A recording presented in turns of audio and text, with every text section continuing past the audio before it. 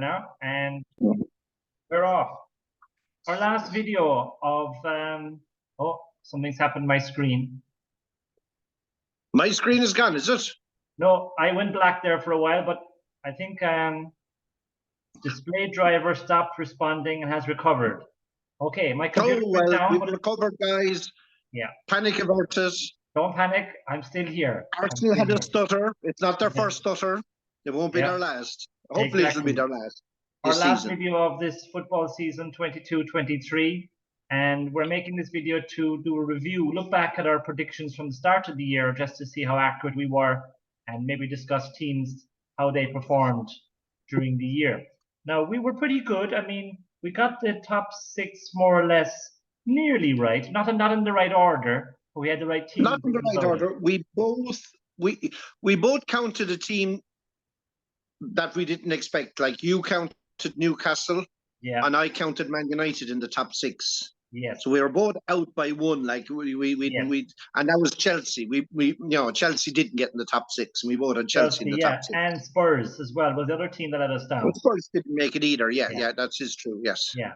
I was just looking back at the video we made, and you made some very good points actually back in August about Chelsea, about the reckless spending, about even back then the start of the season, the influence of Bowley in the dressing room and so on. Yeah. How much of a factor do you think he was in Chelsea's demise this season? Massive factor. He went in there into the dressing room at one stage and telling the players they should be ashamed of themselves that the performance wasn't at Chelsea. And he's got no history with Chelsea. Exactly. So the players are looking at each other and going, who the heck is this guy? Yeah, exactly. Do you know, like the time to give out and roast players is not necessarily after at the end, on the back end of a bad defeat. Yeah. The time to roast them is when it's 1-1 in a game they're dominating and you're going, come on, you're the better team. Yeah. And I think like his background is baseball, and just because you're successful at baseball doesn't mean transfer to football. And even back at the start of the season, August, he went personally as part of the delegation to try to get the Frankie de Boer or Frankie de Jong to come from Barcelona. Like getting involved in things like that, he just needs to stand back. Hopefully, Pochettino has got reassurances that he will stay up in the stand and away from the football things. He needs to learn whether he can talk to anybody about how to be a good owner. Yeah. I'm not saying Simon Jordan. He used to be the Crystal Palace guy. He's a very good pundit, by the way. He's nearly as good as us. Yeah, nearly. And he said, like, that, he was an owner and he made plenty of mistakes, but you got to learn to differentiate the roles. And he needs to learn how to be a football owner. Exactly, yeah. So it's a very interesting summer for Chelsea because they got so many players. They need to bring some people in. They need to let some go, but they're all on long contracts. So yeah, it's going to take a while to disentangle that. Yeah, I think, look, Pochettino obviously got the assurances. I think there'll be a better Chelsea than it won't be hard. There'll be a better Chelsea than they were this year. I mean, I can imagine Chelsea since World Cup, not far off relegation, probably the form they were in. You know, if you looked at the points post World Cup, well, you'd expect better, but they won't. They have a bit to go because of what's happened and the way these long-term contracts. I can't see Mudryk turning it around in season 2 because I didn't see enough of anything to indicate 100 million worth of talent. Yeah, he definitely is. And I've seen him in a few games, Champions League for Shakhtar, I think, and really impressive. You know, he does have it, but just needs maybe to be in a good environment to be able to do that. What do you make of Pochettino? A great manager or vastly overrated? The jury's out. Like, if you look at Espanyol, he did okay. Spurs, great. Paris Saint-Germain, terrible. Now, you see, he's going into a dressing room that would be more similar to a Paris Saint-Germain dressing room than a Spurs dressing room. Yes. So I think he has it all to do, and it's down to the players and a kind of arrogance that they'd have. Yeah, it is. Yeah, it's and their own little cliques. It'll be interesting to see how they do with the transfer, but at the moment, I wouldn't be putting Chelsea in my top 4. I mean, we'll see how the summer goes, right? And we'll address it again in August Yeah. of this year. Yeah. Oh, What I about Man do. United? Let's move on. I thought United would have a very poor season. The Ronaldo factor and all the disturbances there. But you were right. They made it into the top 4. Do you give good credit to the Dutch coach? Yeah, you have to. Look. He held his ground. He had a job to do with Ronaldo. The Ronaldo factor became a story. Like, Ronaldo could still have done a job for United, quite frankly. There's a lot of average players in that United squad. But hey, he got this. It turned out to be Casemiro, which I was saying they paid silly money for a 30-something-year-old Brazilian. I'm glad I put my hand up. I was wrong. Casemiro has been fantastic for them. Yeah. People will say he got sent off 2-3 times. United needed that passion. They needed. He is the leader. Yeah. Bruno Fernandes might think he's the leader, but Casemiro has been there, done that. Has the T-shirt. Yeah. And even when they went 1-0 down against City, it was after 13 seconds. It was Casemiro telling everyone, "Calm down. Okay. We haven't lost this yet. Calm down." Yeah. That's what you need, someone like that. Yeah. United needed that so much. Yeah. Beyond that, United, they did slightly better than I expected, but I think that's more because teams did worse than I expected, i.e. Liverpool in particular, and factor as well. Spurs as well. They did poorer than I expected because I expected Conte to be there longer. Yeah. But that's the beauty of football, isn't it? Yeah, you never know what's going to happen, yeah. It's like a box of chocolates, really. Yeah, it's like you see the full circle. Like Wan-Bissaka at the start of the season, no future United, has become now a very staple guy on the left and the right back position. Yeah. Maguire, it's time to move on. Yes. And I think he will be moving on this summer. And it'll be interesting to see who they get in centre half. Because he's happy with Varane. He's very happy with Martinez. Martinez, we don't know, is he injury prone? He's had a nasty injury at the end of the season. Varane is injury prone. Yes. Always has been. And is Lindelof good enough? Maybe. Time will tell. Yeah, like Champions League with all those games, you need a second team basically who can come in and do as good a job as the first team. Like who you can rely on, for big situations. City have that. They don't have that, right? City have it. City have it in abundance. Arsenal are building towards it. Liverpool had it, but left it go too long. Left the same players in for too long. Yeah. Yep. And probably one or two, after winning the league, you should have been straight away looking to refresh or get some new guy in for the midfield. Bob Paisley, big Liverpool manager, who always said that the time to rebuild is when you're at the top. And you need to keep refreshing things up every season. You need to bring them in to keep the hunger there, keep the hunger, keep the pressure. Yeah. Not stop complacency getting in and break up the cliques. Okay. United and Newcastle, obviously they I just felt that they had that aura about them going into the season. They finished off last season really well, and they know they're going to be a good team. They know that the money is there. They know they're going to be a top 4 team. So have that confidence as well too. But I think they really gelled as a squad, because there's some players there. You look at them and say they're just kind of average players, but they really gelled together as a team, I think, this season. And credit to Eddie Howe, I think, for like doing really well with the resources that he had. Yeah. Look, well done. You predicted them to break into the top 6. I didn't. They exceeded that in the top 4. Yeah. Obviously the challenge is to keep it going, and now you've got Champions League football on top of that coming to St. James's Park. Brilliant for Newcastle fans. Yeah. But it brings its own pressures. As you say, a lot of these players, they're not household names, they're not internationals. Yeah. Are they good enough to go on two fronts go on Wednesday night and on the weekends. Yeah. At the moment, you'd have to say no. So there's a big build going to Yeah. happen. And Eddie Howe has done well, or Howe, or whatever his name. Has he done well with really high profile guys? Because that's a different kettle of fish, egos and to be a strong manager with them as well. Time will tell. But so far, you know, brilliant job in Newcastle. Like the way they haven't thrown money willy-nilly, but the money is there. Yeah, exactly. How much do you think they're going to spend? I don't think they're going to spend massive this summer. What do you think? I reckon this summer will break the record for transfers this summer in the amount of money that's going to be spent. Because United have to buy, they all have to buy. United have to buy. Chelsea are going to have to bring in players. Liverpool are going to have to spend a lot of money to restructure that team. Arsenal need a second team. They're very weak.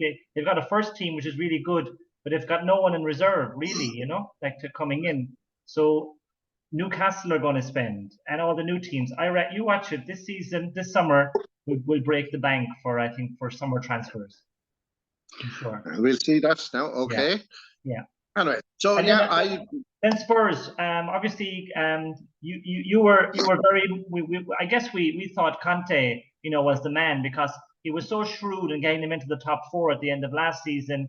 We thought, okay, now they're going to kick on now from this year, but it just didn't meld together, him and the team. And I always felt during the season that Conte always felt that like he was doing them a favor, that he was bigger than Tottenham and they should be glad to have him. And when things went wrong, it just started falling apart for them. And I think the squad actually get that feeling as well then too. And there's a disconnect then, you see, you know, between them. Well, they've got players there that don't want to be there. They've got players that shouldn't be playing in the Premier League. Of all the teams, the big teams, you look at them and you say, really, your future is looking ominous. They've got a really highly rated manager, but doing it in the Scottish League and doing it in the Premier League are so miles apart. Yeah. We'll see what this guy is about now. They couldn't attract the choices. Like a lot of managers turn them down. Yeah. Because they don't expect Kane to be there. Yeah. And Daniel Levy is obviously has got a reputation as well for being pretty ruthless. You know, and wanting a firm hand in many things. Well, he can be careful what he wishes for, because I can't see. We talk about teams who I would say won't make top six next year. I can't see Spurs in the top six next year. Yeah. Just can't see it. I'd agree, yeah. I think it's 50-50 if they hold on to Kane for one more season and he goes away on a free, or whether they cash in. Yeah. I mean, ideally, in England. Ideally, I mean, Kane is suited for Man United. He's a perfect match for Man United because the Dutch guy, he likes to have, like, he's got Weghorst up front. He likes that kind of target man. But Daniel Levy is so stubborn. He will say he won't. They're saying he won't sell to another like competitor for top six. And I could see Kane saying, "I'll do one more season and write out my contract and go for a free to United the season after." Yeah. If that happens, Kane will still score more than 20 goals in the season. Yeah. But you got a team that every Spurs player will know he doesn't really want to be there. He's there to see out his contract. He's not interested. I think he's even losing interest in how the team goes, as long as he gets his few goals to get closer to Shearer's record. That's his motivation, yeah. And that's what will probably stop him. I'd say Levy would sell him to Madrid tomorrow, but he won't want to sell him to United. Yeah, and Madrid are interested. So that'll be one to watch as well, too. One to watch as well. Well, Benzema gone. There's a very obvious role there, and Kane would be a very obvious pick for that role of the Benzema character type player. And playing there behind Jude Bellingham now, it might attract them. Yes, the two England clubs going there together. Yeah, Madrid didn't waste any time. I think that the Shearer record is on his mind, and so he'd rather stay in England to do that. Definitely. Obviously, going to Madrid. I think that's his first choice as well, too. Definitely. So we'll just see if that happens or not. Will Levy decide to cash in on him, or will he say get another year out of him. Yeah, that'll be a But battle anyway, of wills there. in looking back on how we did, we were both wrong. Neither of us thought Spurs would be anything outstanding, but we were both wrong in how bad they were. Yeah, exactly. We both had them down as in fourth for the We both for had them in Champions fourth, League. and they weren't even close. Yeah, that's the way. That's why you said that's what makes it so interesting. So our top three then. Let's say about Liverpool. You just, as a Liverpool fan, you're obviously disappointed, or you were expecting them to be Yes, number look, two? our season petered out straight after the World Cup. We went through a horrible spate of results, losing in the cups, deservedly losing matches. We had a mini run, but I've never fooled. We got a lot of luck in a lot of those results, winning by the odd goal, and very, people go Liverpool. Well, there's some of them I'd have to concede were quite dubious, like Jota's still been on for that equaliser in one game, I remember. Or the winner, I should say. The winner, I think it was against Spurs. But Liverpool, they've already signed McAllister. I think that's a very shrewd signing. 35 million in today's for a World Cup winner. Yeah. He's a very good bit of business for a proven Premier League midfielder, 24 years old. Yeah, and he's got a good work ethic.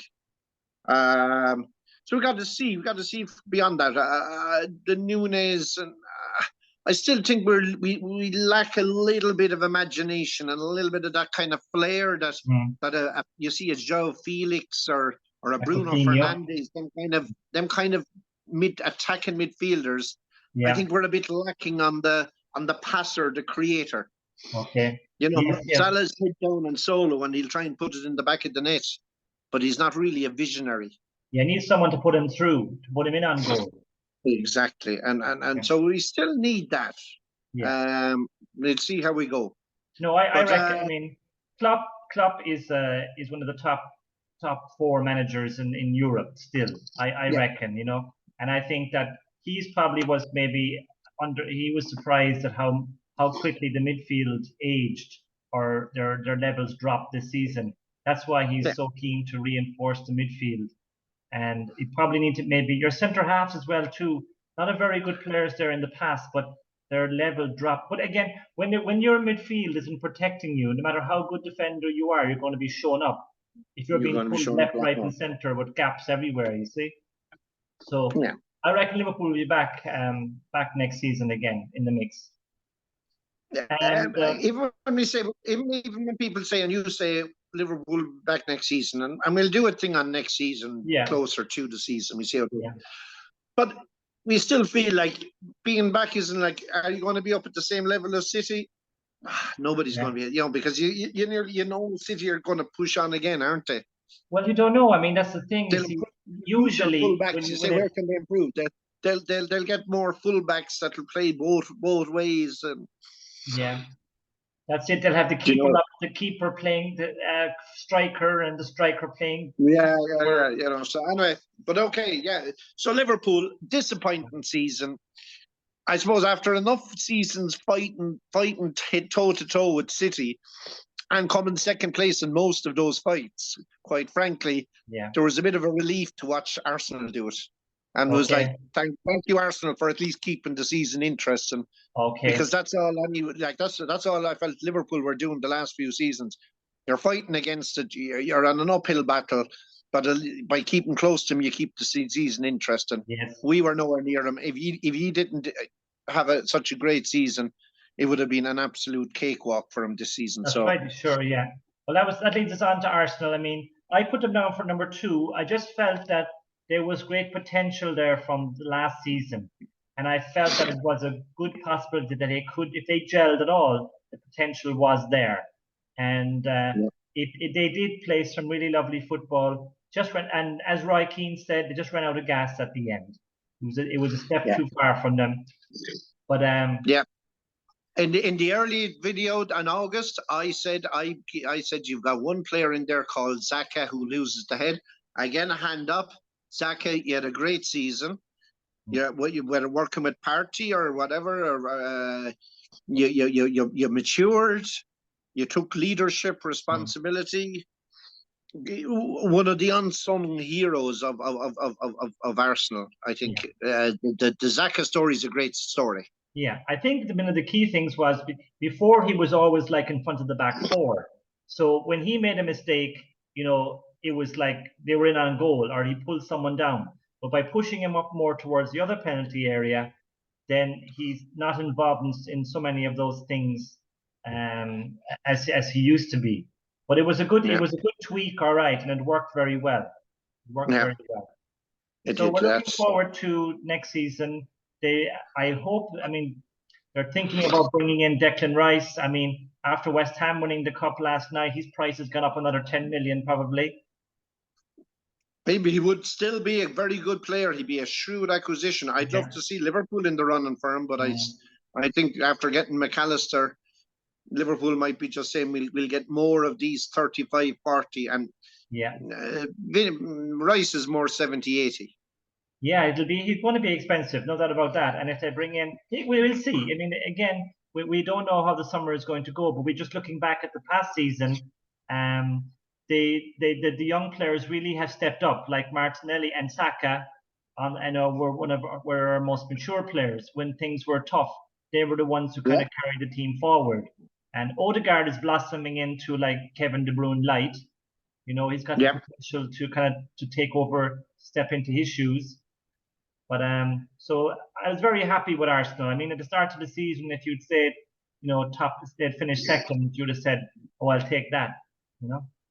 Disappointing how things. Disappointing how kind of they fell away from where you are. Look, I wouldn't say to the season you're 8 points clear or whatever. Yeah, with a game in hand. But you look at the points, the draws, the Spurs one or the Southampton one in particular was probably was the worst. Yeah.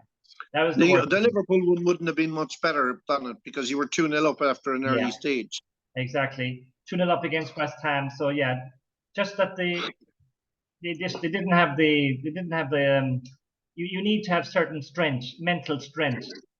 And I think look, the injury to Saliba came at the worst possible time. Sure, it's a key position. Yeah, and it's hard to say like how his stock has gone up from his absence. Yeah. So we'll see next season is he the real McCoy? That's why you need a good squad to come in, and lots of our squad players coming in just didn't cut it. They weren't good enough. That guy they bought from Portugal, the small guy with the tash, I forget his name now, but he was quite poor. But again, first season, maybe he'll be better next year. Yeah. Anyway, and then City. You were right. You predicted City to be number one. I said Liverpool would be number one because I thought City would get distracted by the Champions League. I remember you saying that you just want you threw it in for, because if we all say the same thing, it's a bit boring. I think you kind of threw it in for. No, I did feel. Let's stir the pot a bit. I did feel that because Liverpool had been second to City for so long, that he would have more hunger. And I thought City would be distracted by the Champions League. He's the holy grail for Guardiola, But like we spoke before about when Man United won the treble in 1999, there were so many things you can look back on and say that could have easily, they were so lucky, or a little bit of luck all along the way, Yeah. But for City, there's never been any one time where he said, "Oh, they were lucky at that situation," or they pulled it out of the bag there. It's just been relentless. Totally professional. Yeah, you're right. Maybe lucky getting a 1-1 draw, but not really in the Bernabeu, and then absolutely destroyed them at home 3-0. Yeah. It hasn't been a case of a miracle. No. So they go to the final on Saturday. I think they'll do it. Do you hope they do it? Will you be shouting for City? Shouting is a bit strong a word, but I won't mind. I don't mind. I think they deserve it. Yeah. And it'll just take that bugbear about. I mean, Pep Guardiola is one of the best managers I've ever seen in the game in terms of he's thinking, can overthink things, but his record speaks. And it's not just about money. It's about doing what he did to John Stones. Reinventing a player, getting teaching getting him to practice and other things. Yeah. And having a player then who's willing to do that. Yeah, You know, and getting exactly. that marriage right. And he's strong enough too. Like, I mean, you said you sending off Canelo off to Bayern Munich. Like, everyone was shocked, including myself. But he's strong enough to do it, and Yeah, I'd say Cancelo can stay. And I mean, I think Bayern are not looking to buy him there just because it's a bit expensive. But yeah. someone will take him. I And don't see a future in Man City. and they brought in a guy, a Kanji. I don't even know where he came from. I'd never heard of him before. There you go. But Yeah, you know, suddenly like he's undroppable in the back line. You know, yeah. But and Ake, I thought was kind Ake, of an average player. I said, yeah, but it's become a very important he's player in their blossomed. team. Yeah, Laporte has dropped out. I mean, he might be a good Yeah. Good thing about City, if there's any players who are not getting a game, you can always pick up a few players from their squad. Well, Laporte would be one. Certainly from Liverpool, we'd Yeah, love to get Laporte, yeah, and I'd imagine Arsenal would love to get Laporte. sure. Any team, I can't think of any team out of England who wouldn't love to get Laporte into Exactly, their team. of course, because he's got the Premier League experience now and he's quality, so there's He's nothing to say for him. absolutely quality. Yeah, I hope So City yeah, win the I Champions can't League as well. see they'll be favourites. They've won everything. Haaland has done everything. He's got the player of the season. Yeah, I think Gundogan, that's more interesting, again. is to see will he stay because he's out of contract at the end of the season. I That's mean, right. what a season he's having, and Exactly. so it'd be interesting to see whether he's a Man City player or is he gone off for a free somewhere, maybe That's right. finish off his career in Barcelona or somewhere like that. I hope that I hope City win against Milan. It's strange how I had that. You know, usually you'd say, "Oh, I wouldn't want them to do it," but no, I hope they do because they've been very professional, very classy this year. You know, it's nothing. You can't pick anything you don't like about City at the moment. You know, even they're so dominant. That's it. Okay, that's about as much as we can say All right, about so it. there we go. I suppose the last thing to just say is our relegation picks. We both got one right. That's right. I have it here. You said Southampton. I said Bournemouth, Southampton, and Fulham. So I got Southampton right. And you said Brentford, Leeds, and Bournemouth. So you got Leeds. So I got Leeds right. Yeah. And we both got two horribly wrong. Fulham for you, and even worse for me, Brentford. Yes. I said about second season. And I said I hoped I'm wrong, and I'm delighted to say I was way off the mark. Well done, Franks, and that. Yeah. I always felt that like if you have players who can score goals, you've got a pretty good chance of staying up. And I said I did watch the video. I said Mitrovic, I think, will finally learn how to play in the Premier League. You're right. So I was wrong as well too, because the Mitrovic goals kept them up. You know, at the start of the first half of the season, definitely anyway. Yeah, in August there. Bournemouth, I think, are the deserve a medal as well. We both way put above them down. their weight, because they punched way above their weight to get up. You know. Yeah, they're the only team we both said the same. We both agreed that Bournemouth go down, and we're both wrong in that. Yeah. And so well done, Bournemouth, on that. Yeah, and Leeds have gone down, which is a shame because I mean they're a great tradition Premier League, but I think they need to made settle wrong down decisions. now. It's all getting in Sam Allardyce, who's as good as Pep Guardiola, according to himself. You ask him, he'll tell you. Yeah. Yeah, I don't think many teams will be bringing him in now next season. If there's I think he's in trouble. Yeah, his ship has sailed now. Yeah. Anyway, listen, we're just only going on now. We've said the most important things, so want to thank everybody who joined in the video. Thank you for sharing the season with us, and we'll be back in about 2 months or so for the new season. Yes, we let the silly season start and enjoy your summer. Exactly. Bye for now. All the best, everyone. Take care. So I'll just stop. Okay. Yep.